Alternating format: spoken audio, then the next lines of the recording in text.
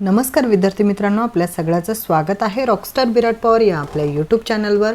आजच्या भागामध्ये आपण लाईव्ह इंग्लिशचा जो पार्ट आहे हा कंप्लीट करणार आहोत. It's a very important part for English grammar preparation and English vocabulary preparation. So let's get started now. आता तुम्हाला काय करायचं आहे की समजा यामध्ये तुम्ही अगदी तुमच्या घरामध्ये कोणी मोठा भाऊ असेल किंवा लहान भाऊ असेल तर त्याच्यासोबतसुद्धा तुम्ही हे लाईव्ह इंग्लिशची ॲक्टिव्हिटी करू शकता, जेणेकरून तुमचा अभ्याससुद्धा होईल आणि तुमची जी इंग्लिश कन्व्हर्सेशन स्किल आहे ती इम्प्रूव्ह होईल. त्याकरिता खूप इम्पॉर्टंट अशी ही ॲक्टिव्हिटी आहे. तर यामध्ये आपल्याला traffic science and road safety याबद्दल माहिती घ्यायची आहे. We have to take information about traffic science and road safety. Now let us see. Santosh, hello Amrita, happy Sunday, what's the plan today? Next, Amrita said, can we play chess?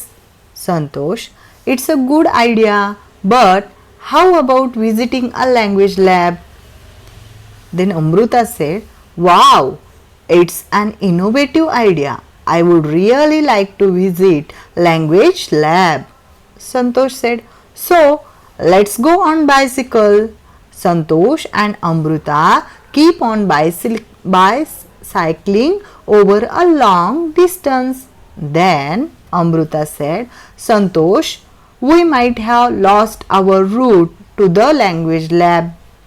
Santosh said, yes, let's ask someone. They asked one elderly person. तर इथपर्यंत काय झालं थोडंसं समजून घ्या. यामध्ये संतोष आणि अमृता ही दोन पात्रे आहेत. संतोष अमृताला म्हणतो की आज रविवार आहे तर आपण आज काय करू शकतो, तर अमृता त्याला म्हणते की आपण चेस खेळू शकतो. संतोष म्हणतो तो छान आयडिया आहे, पण जर आपण एक वेगळी ॲक्टिव्हिटी केली, म्हणजेच आपण लँग्वेज लॅबला जर व्हिजिट केला, भाषाच्या आपल्या लॅबला, तर काय होईल? आता अमृताला खूप छान वाटतं. अमृता हो म्हणते आणि ते दोघं बायसिकलवर म्हणजे सायकलवर निघतात.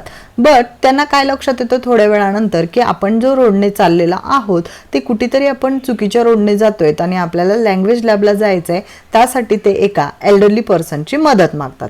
Late start from that what happen. Okay, next scene is Amrita, hello uncle, could you help us to find the route of language lab? Uncle said, oh, you have missed the route. Did you not see the signing board at the last turn? Okay. तर जेव्हा अमृता विचारते की त्या अंकलला की uncle आम्ही म्हणजे language लॅबला आम्हाला जायचं आहे, तर मग तुम्ही आम्हाला मदत कराल का? जे की आपण पोलाईट रिक्वेस्ट आपण गेल्या भागात शिकलेलोच आहेत. कुड यू हेल्प या संदर्भात. Okay.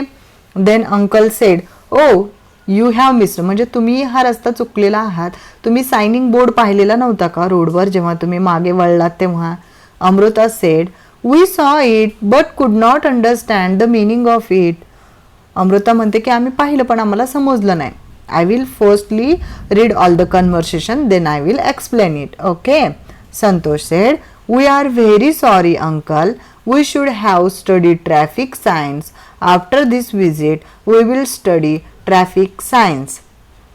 Uncle said, okay dear, don't worry. Now go back and enjoy your visit and do not forget to follow the traffic signs.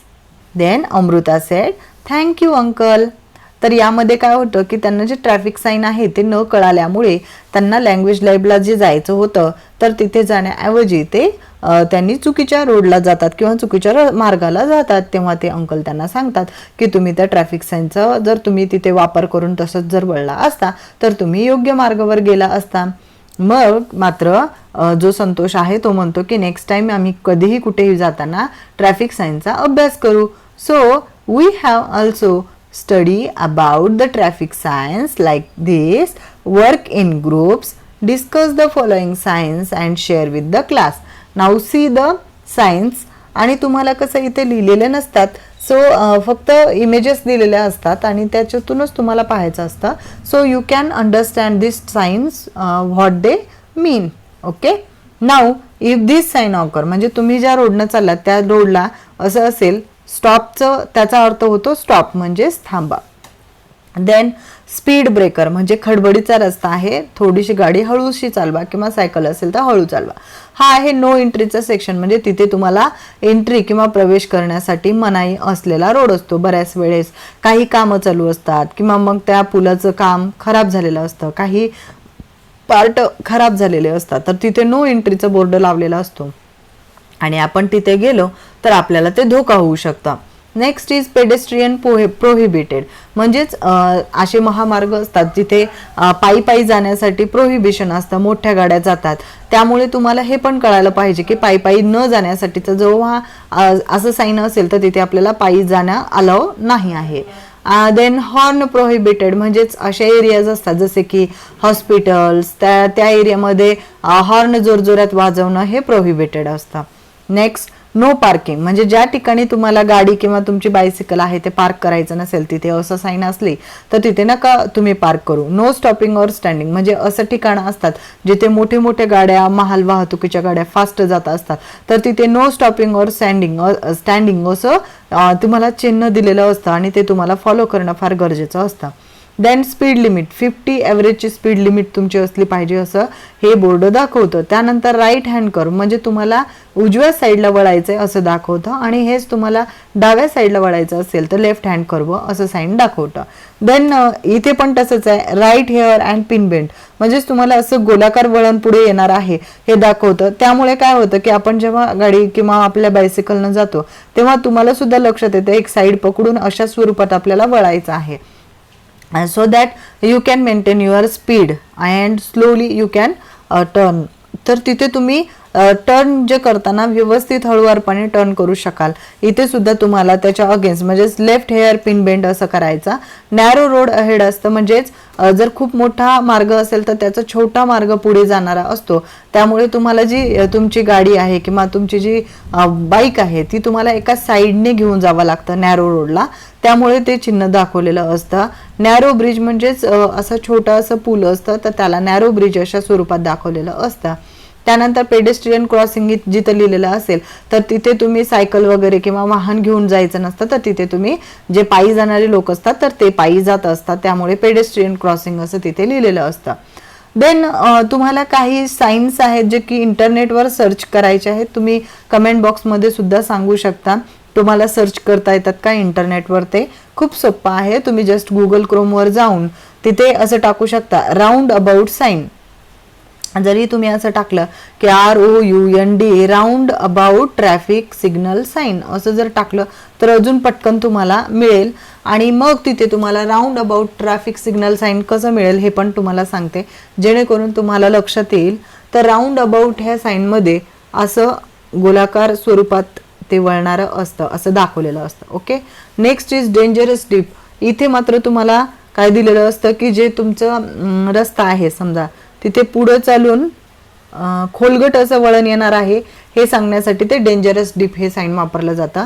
Next is hump or rough. तर तुम्हाला वर पण एक साईन होतं जिथे असं खडबडीत मार्ग दाखवलेला होता, तर तिथे रफ असा रोड आहे असं दाखवणं तर त्यांना दाखवायचं असतं, त्यामुळे ते अगोदर देतात. बॅरियर अहेड असेल तर तिथे समोर अशा स्वरूपाचा नाकाबंदी वगैरे केलेला आहे हे दाखवलेलं असतं, तर त्याच्यासाठी बॅरियर अहेड असं साईन लावलेलं असतं. So you have to study it carefully and see it and notice it carefully so that you can understand the next situation you have to follow it. Now prepare a chart on traffic sign and display it in your classroom.